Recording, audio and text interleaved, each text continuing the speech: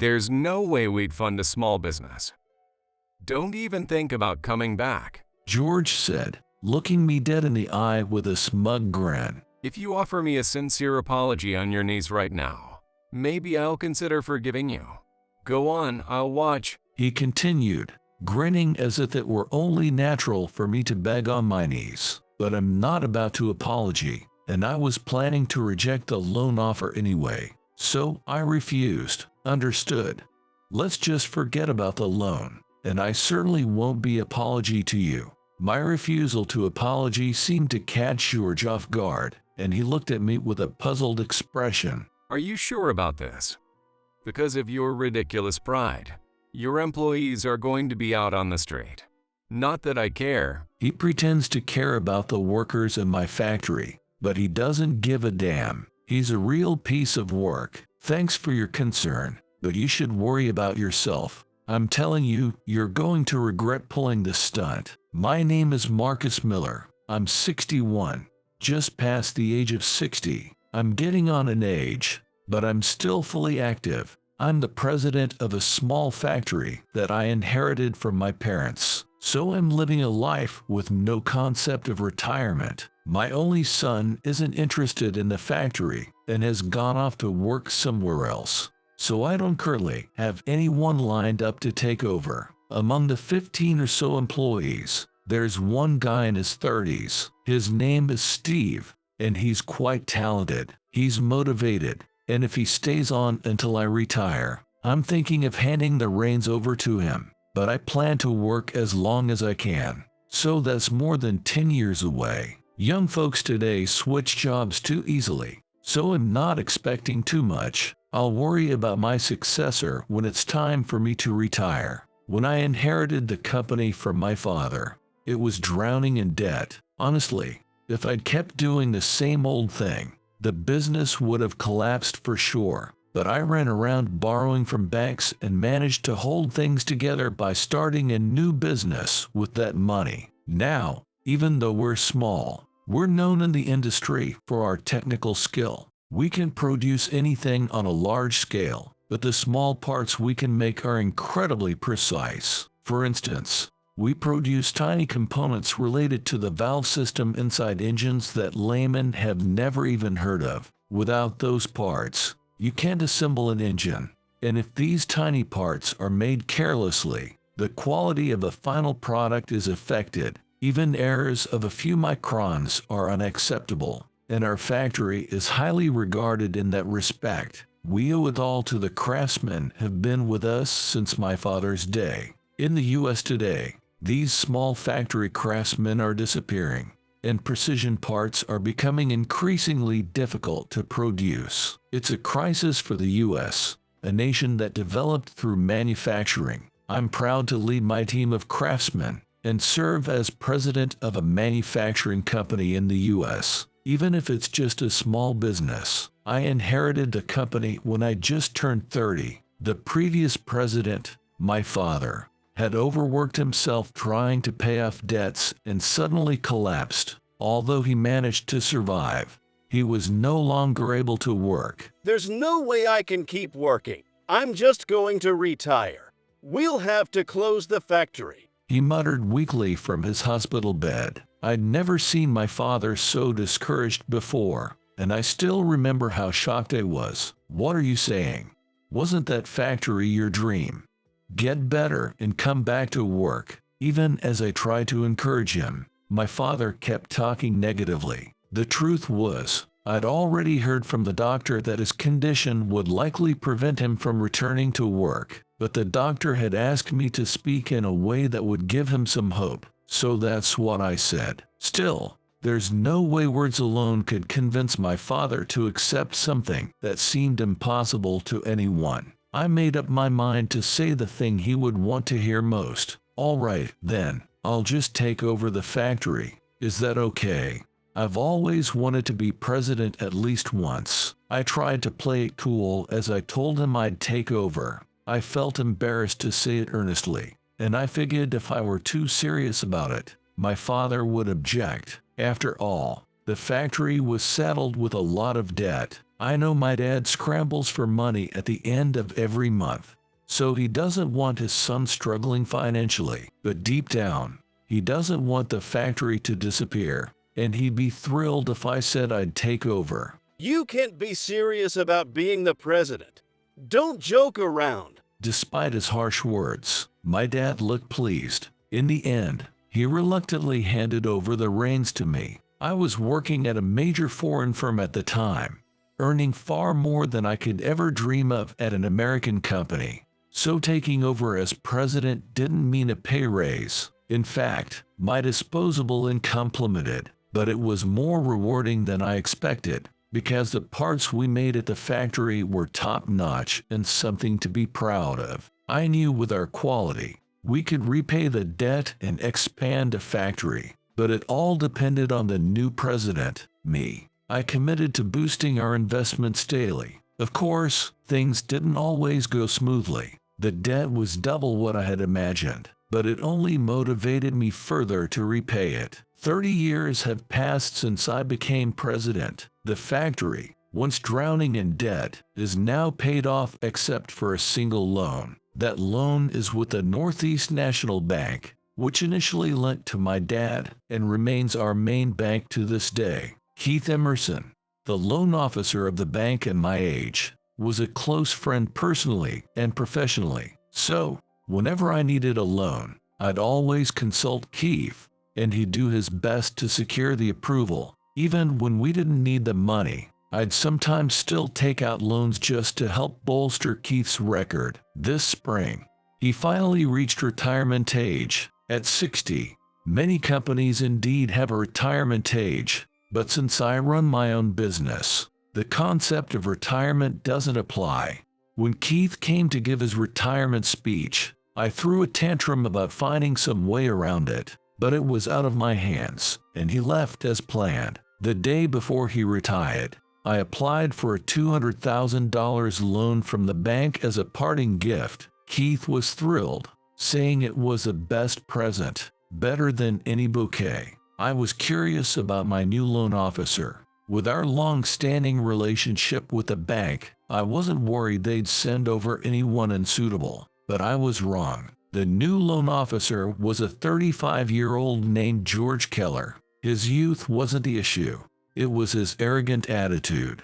He claimed he was competent and acted like he was above everyone else. Customarily, he should have come with Keith to introduce himself, but he claimed he was too busy with other matters. I thought that was strange, but Keith reassured me, "I'll handle the transition properly." So I didn't worry. But when George finally showed up, he was clueless, saying things that made it clear he hadn't been briefed. When I asked if he had even gone over Keith's notes, he gave a ridiculous reply. Keith left me a mountain of handover documents, but I haven't bothered to read them. I have my way of doing things. So what good would those papers do? Just so you know, I won't cut slack for small businesses just because of a long-standing relationship. George may have his methods, and I don't expect him to mimic Keith, but completely ignoring his predecessor's notes is ridiculous. How about that attitude? A bank's clients are its customers, right? I admit I was helped by the loans, and it's not like I'm lording it over people because I'm a customer, but I was furious at his choice of words. You can't talk to me like that. I don't want to say this, but I've borrowed from your bank for decades. The bank makes a profit from those interest payments, yet you talk like that. That's too much. Without our loans, small businesses like yours would have gone bankrupt long ago. Can't you see the bank clearly holds the upper hand? Don't get cocky and think you can challenge an elite like me. What an awful way to speak. Even if he thought that, he shouldn't have said it. I wanted to argue back, but I knew if I did, it would just lead to an uncontrollable fight. I didn't want that, and I didn't want to embarrass Keith, his predecessor, either. So I bit my tongue. When I stayed silent, George must have felt he won, and he threw even more insults at me. I hear you quit a major international firm to take over this tiny factory. Since you worked at that big firm, I thought you'd be a high achiever. But turns out you're too dumb to do basic math. Basic math. What do you mean? I shot back, and George, gloating like he'd scored a big victory, replied smugly, Can't believe I have to explain this. You sure you worked at that big firm?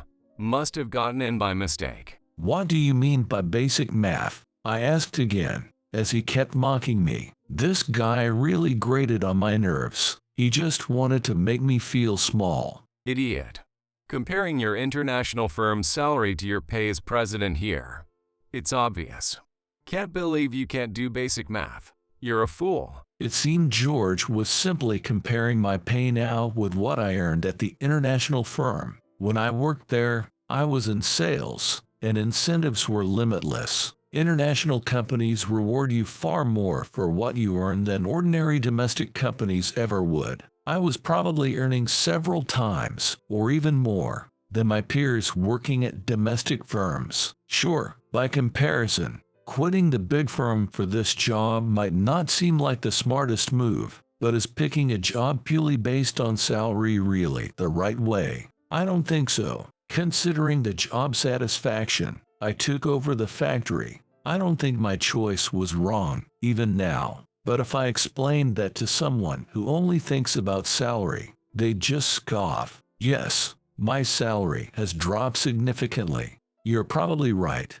Maybe I can't do basic math. I decided to take the high road and wrap things up calmly. George, pleased to have his opinion validated, smirked and left for the day. I was relieved to keep things under control, but felt extremely uneasy about dealing with George from now on. It felt like we might clash soon. I had a feeling like that, and it didn't take long for that feeling to come true. 2 weeks later, George stopped by the factory again, claiming he had a nearby client meeting. Since our last encounter, I hadn't seen George, though he'd called a few times, but his calls were pointless. He just wanted to belittle my small business. He constantly criticized my business and boasted that small businesses couldn't survive without the bank's help, then abruptly hung up the phone. I think he insulted his subordinates to release stress and boost his self-esteem. What a pathetic guy. So, when he showed up at the factory, I figured he'd just come to stir up more trouble. And I was totally right. Working at your pathetic little factory again today, huh? Looks like your AC isn't working well either. It's so stuffy and hot. Even if you're short on cash, at least get yourself a decent air conditioner. Our office where George is now wasn't hot at all. If we lowered the temperature any further, it would get too cold. In other words, he just wanted to bully. Every word out of his mouth was criticism aimed at me and my factory. He whined endlessly about being unlucky to be assigned to our place and how a high flyer like him shouldn't have to deal with a small business like mine. It was so pointless that I just let it wash over me. But George finally said something I couldn't ignore. Seriously, the very idea of establishing a factory like this was stupid. Your dad started this place, right? Making employees suffer for his own satisfaction. What a jerk. I can handle insults about myself, but I'm not the kind of person who can just laugh it off when someone talks badly about my father. Don't badmouth my dad. If you get too cocky, I'll drag you down to hell. When I suddenly barked at him, George seemed a bit startled, but the next moment, he was back to his usual snarky self and started making snide remarks again. You realize what your position is, right? If my bank pulled out of your factory, you couldn't even pay next month's wages. I'm not wrong about your dad either. Apologize for mouthing off. Not only did he refuse to change his stance, he even demanded an apology from me. But of course, I hadn't said anything wrong, so I had no intention of apologizing. Frankly, what George was saying wasn't even a problem of a banker. It was a problem of basic decency. I couldn't stand someone like him who could say such thoughtless things, and I was about to open my mouth to scrap the whole loan idea. But just then, he started talking about the loan. So, you're not going to apologize, huh? Then let me tell you something. No loans for small businesses like yours. Don't come back to my bank again, George looked me straight in the eye and said it smugly. If you offer me a sincere apology on your knees right now, I might consider forgiving you. Go on, I'm watching. His smirk said he fully expected me to grovel. Of course, I wasn't about to do that, and I was planning to refuse the loan anyway, so I flatly rejected his offer. All right, let's forget about the loan. It's a shame, since this was to celebrate Keith's retirement, but we're done here. George looked completely confused that I wouldn't grovel. Are you sure about this? Your stupid pride will leave your workers on the streets. But hey, that's not my problem. Thanks for your concern, but you should worry about yourself. Just so you know, you're the one fool regret this. When George stormed off in a rage, I closed the door after him. It was the first time I'd done something like that, but I really didn't want to see him again. The next day, I immediately went to the Northeast National Bank and told the teller I wanted to close my account. I had personally used the Northeast National Bank as my main account, so closing it was my declaration of intent. I had no desire to be involved with the Northeast National Bank ever again. When I asked to close my account, the teller looked surprised and went to the back of the bank. After a while, he returned with an older man in tow. I recognized the man. He was the branch manager of this bank, Thomas. Marcus, I've just heard from our staff that you've requested to close your account. May I ask if something is wrong? What's wrong is that I just came here to withdraw my money. Is it necessary to explain why I want to take back my own money? I was pretty angry, but my target was George. I didn't want to complain to the other people at the bank, so I planned to close my account without providing a reason. No, it's not like that. But the amount you're asking for is substantial, so it'll take some time to prepare.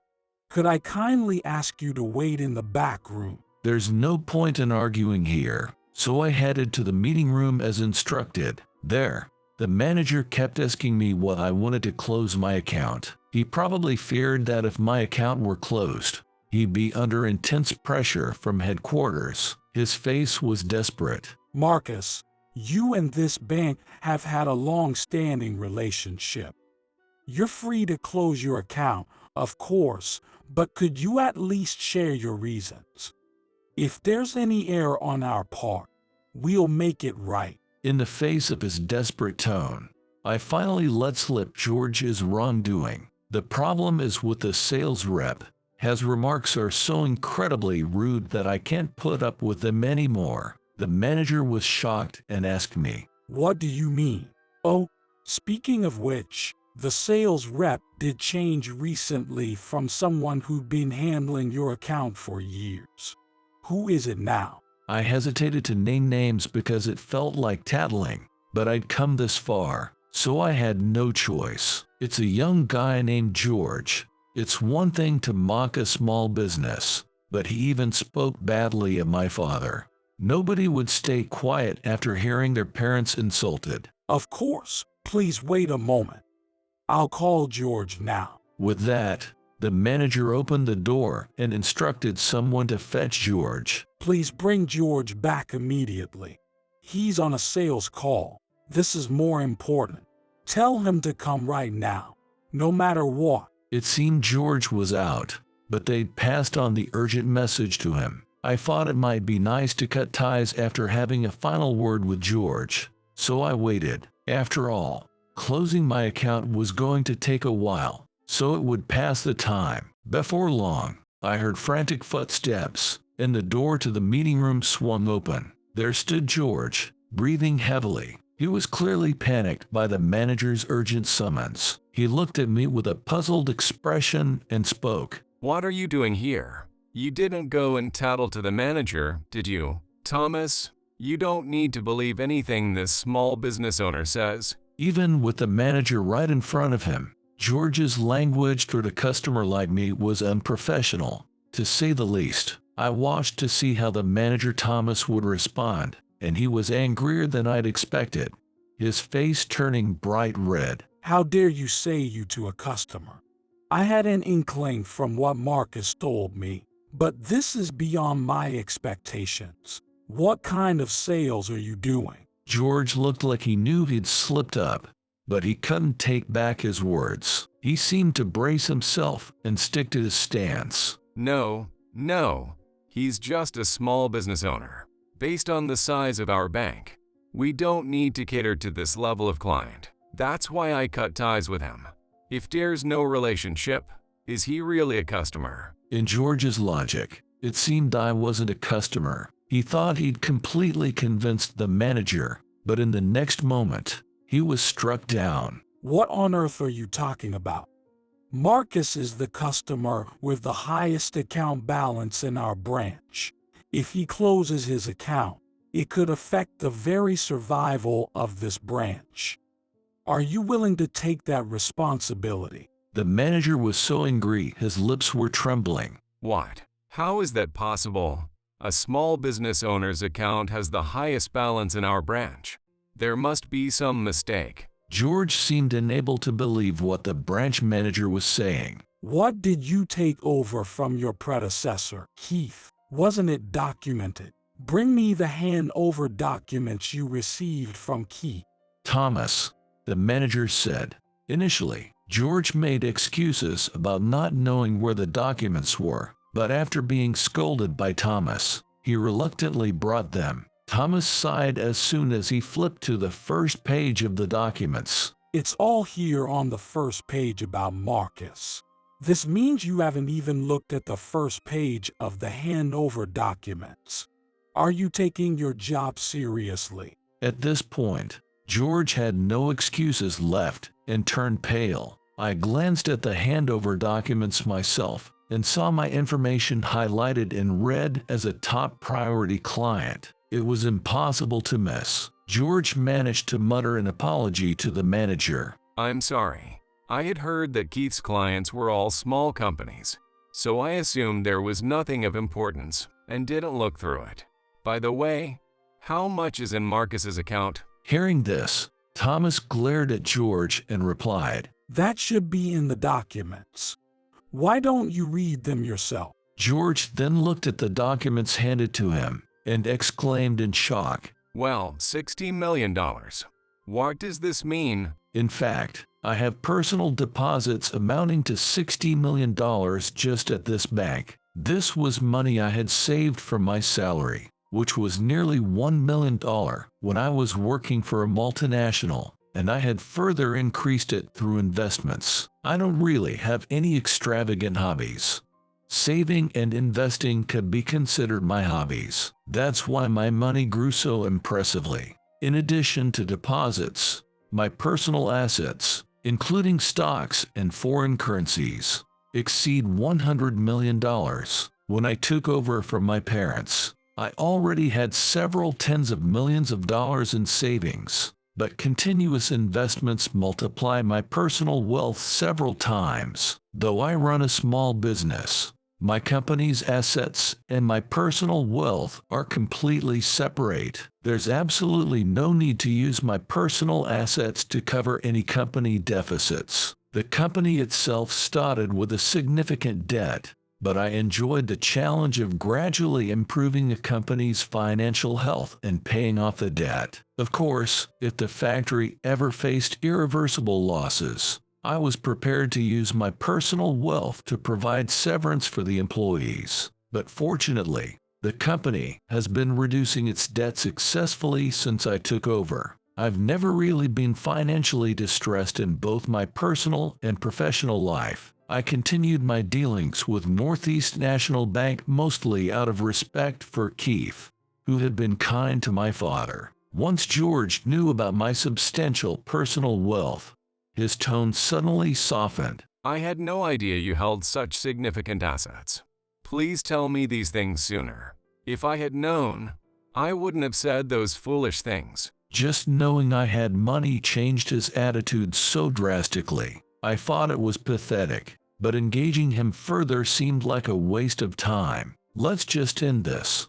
Just so you know, no matter what apologies you offer, I'm still closing this account. Could we hurry up with the procedure? As I urged the closure process, the manager offered me a sincere apology. I'm terribly sorry for the distress George's actions have caused you. We will take strict action against him. Please, I beg you to reconsider closing your account. While saying this, the manager made George sit next to him and forced him to apologize as well. Aren't you going to apologize? Your actions have put this branch in a serious predicament. Initially, George resisted apologizing on his knees, but the manager physically forced him down. Perhaps realizing the gravity of the situation, George started to cry. It was probably his first time kneeling, possibly due to a mix of regret and humiliation. He knelt down and stayed silent. So the branch manager told him to apologize, and he squeezed out some words of apology. I'm really sorry. I said some awful things. I take them all back. It's fine. I've decided to cut ties with this bank, so having you apologize doesn't matter. Just hurry up and close the account, no matter what was said. I didn't take back my decision to close it. In the end, the closure wasn't completed that day since the bank couldn't provide $60 million immediately. However, the branch manager later visited the factory to let me know the closure was done. He brought the $60 million, but still asked me to open an account one last time. I closed my account because I was furious with George's attitude, but I also think the bank that hired a man like him is responsible. If George's disciplinary action is settled, I might be able to deposit some of it. The branch manager was overjoyed to hear my words. Of course, I wouldn't dare ask you to deposit the full $60 million. I just want to stay connected with you, Marcus. I'm so disappointed that we'd lose ties after trading together for so many years. Even though I knew it was just politeness, it made me feel a little happy. The warmth in his words showed that he was speaking from the heart, at least a little bit. Some time later, I got a call from the branch manager. As for George, various things have come to light through the investigation. He apparently engaged in many problematic behaviors with other clients besides you, Marcus.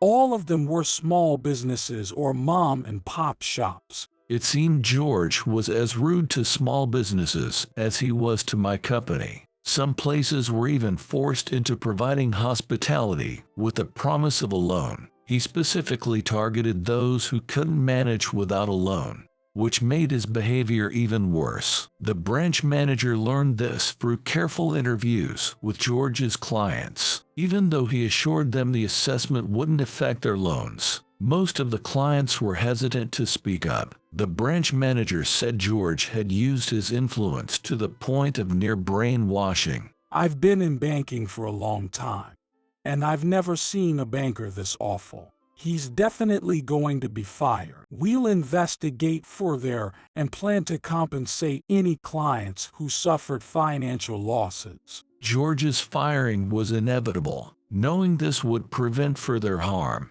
I felt relieved. But later, I heard that George had filed a lawsuit. Unhappy with being fired, worried, I reached out to Thomas. Don't worry. He laughed heartily as he said this. It's true that we don't have much physical evidence of George's actions. None of the clients even thought of recording him because they were under his thumb. He probably thinks he has a good chance of winning the lawsuit. Isn't that a problem? Even if George has no intention of returning to work, if the termination is ruled unfair, the bank might have to pay significant compensation. George probably didn't intend to return to work after all the trouble he'd caused. However, I felt his goal was to prove the termination was unfair and get compensation. His goal is likely compensation, but there's nothing to worry about. We thoroughly investigated George and uncovered some shocking facts. I could tell right away that he'd found something even worse than George's harassment of clients. George had his hand in the bank's money, which is a serious crime. We're planning to countersue. I see. That puts the bank at a clear advantage. I could already imagine George's face turning pale. I had no idea he was such a scumbag. Go after him with everything you've got. You can count on it. In the end, the bank filed a criminal complaint against George for embezzlement. George probably thought the lawsuit would give him an edge, but everything turned around against him. George panicked and contacted us to drop the criminal complaint if he withdrew the lawsuit. But that wasn't going to happen. In the end, the complaint was accepted, and George lost the lawsuit he filed himself, leaving him in a terrible situation. Naturally, he had to return the money he embezzled, but since it was around $200,000, he ended up with zero savings and had to shoulder debt too. To see the downfall of a guy who called himself an elite like this is almost laughable. He got probation for embezzlement at work, but then he got caught shoplifting at the corner store and ended up getting a prison sentence. He shoplifted a $1 chocolate. George claimed he did it because of the stress from losing the lawsuit, but he was the one who caused the case to begin with. There's no room for sympathy. In the end, George kept falling until now he's behind bars. I hope that once he gets out, he can change his ways and live honestly, but it's probably hard for someone like him. As for me, I took this opportunity to stop borrowing money from the bank. I wasn't struggling financially enough to need to borrow, but I did it to honor Keith's reputation, so it was a good chance. The factory's operations are stable, and sales are increasing. Steve, who I've been mentoring, recently got married and said he's happy to spend his career here, which was wonderful to hear. Maybe my retirement will come sooner than expected, and every day I search online for post-retirement fun. For some reason, this kind of daydreaming never gets old. Keith also reached out to me after hearing about this whole commotion. I'm sorry, Keith. I've decided to end my dealings with the Northeast National Bank. Not at all. I'm the one who should apologize. It seems the handover wasn't smooth. Stopping the transactions is only natural, and I'm glad you did it because it's a good lesson for the bank. Keith is really a great person. At that moment, I thought about opening an account again and depositing some personal funds once things calm down. It would help preserve Keith's reputation. From now on, I'm going to do everything I can to expand the factory before I retire. Sure, I have personal assets, but I want to build a foundation for the factory to thrive forever even after I'm gone. People live to be 100 years old these days. There's still so much life ahead.